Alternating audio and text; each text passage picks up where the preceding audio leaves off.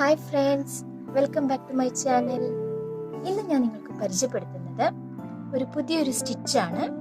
അത് നമ്മുടെ embroidery thread ഉപയോഗിച്ച് തന്നെയാണ് ചെയ്യുന്നത്. അതിൻ്റെ പേരാണ് റൈസ് സ്റ്റിച്ച്. നിങ്ങളെല്ലാവരും വിചാരിക്കും ഇത് എന്താണ് ഒരു പുതിയ സ്റ്റിച്ച്, നമ്മുടെ അരിമണിയുടെ പേരുള്ള ഒരു സ്റ്റിച്ച് എന്നൊക്കെ. അപ്പോൾ ഇതൊരു ഫില്ലിംഗ് സ്റ്റിച്ചാണ്. ഇത് ചെയ്ത് കഴിഞ്ഞാൽ നല്ല അടിപൊളിയായിട്ട് നമ്മുടെ കുട്ടികളുടെ ഡ്രസ്സിലാണെങ്കിലും നമ്മുടെ ചുരിദാറിലാണെങ്കിലും സാരീസിലും ബ്ലൗസിൻ്റെ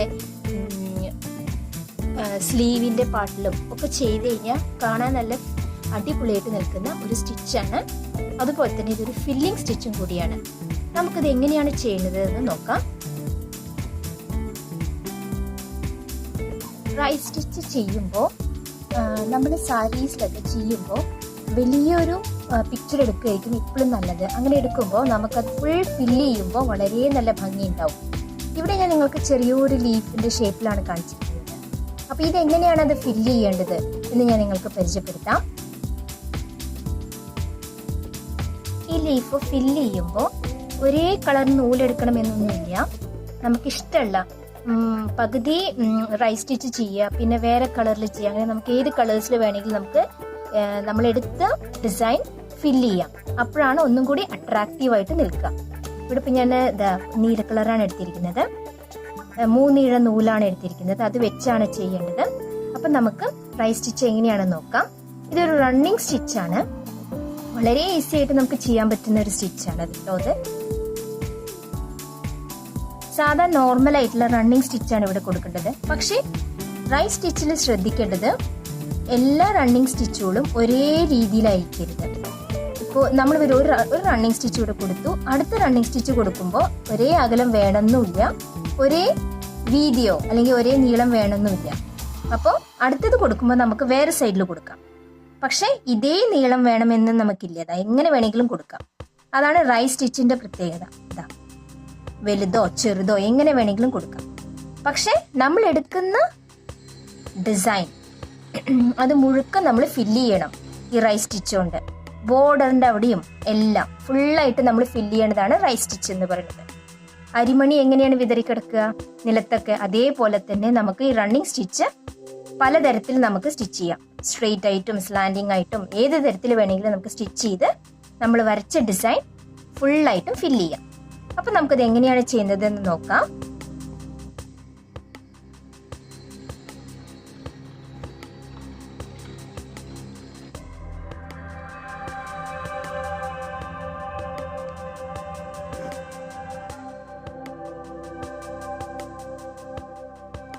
അപ്പൊ അതാ സ്റ്റിച്ച് ചെയ്ത് വരുമ്പോ കണ്ടോ, പല വീതിയിലും പല നീളത്തിലാണ് ഉണ്ടാവുക. ചെറിയ ചെറിയ റണ്ണിങ് സ്റ്റിച്ചാണ് നമ്മൾ എടുക്കേണ്ടത്. അപ്പൊ ഒന്നും കൂടി നല്ല ഭംഗി ഉണ്ടാവും.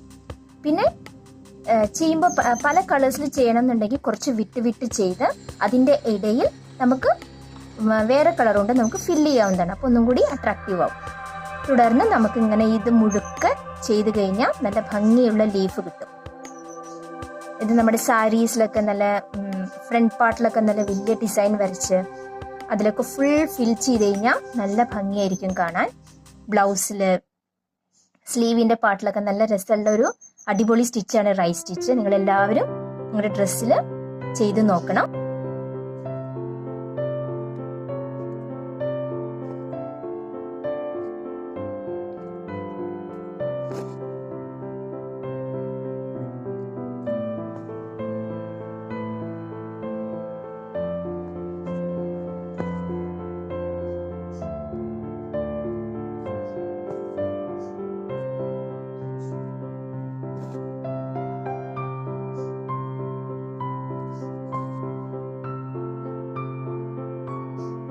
ഇങ്ങനെ ഫുള്ളായിട്ട് ഫില്ല് ചെയ്ത് എടുത്താൽ നല്ല ഭംഗിയുള്ള റൈസ് സ്റ്റിച്ച് ഇവിടെ റെഡിയാവും.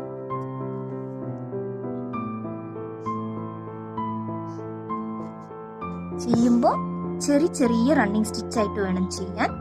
ഒന്നും ഒന്നിനോട് സാമ്യം ഉണ്ടാവരുത്. വിട്ട് വിട്ട്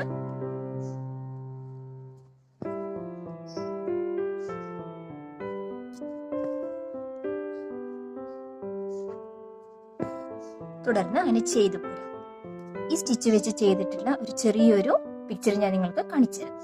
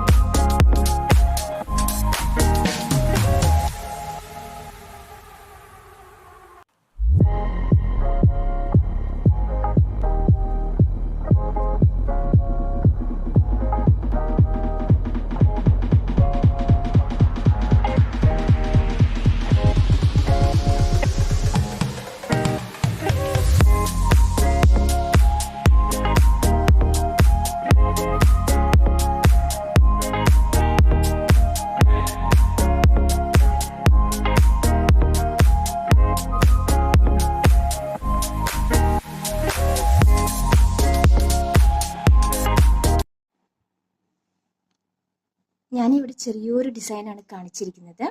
പക്ഷെ എല്ലാവരും ചെയ്യുമ്പോൾ വലിയൊരു ലീഫായിട്ടോ അല്ലെങ്കിൽ ആലിലയിലോ അങ്ങനെയൊക്കെ ചെയ്ത് ഫുള്ളായിട്ട് ഫിൽ ചെയ്താൽ നല്ല ഭംഗിയുണ്ടാവും.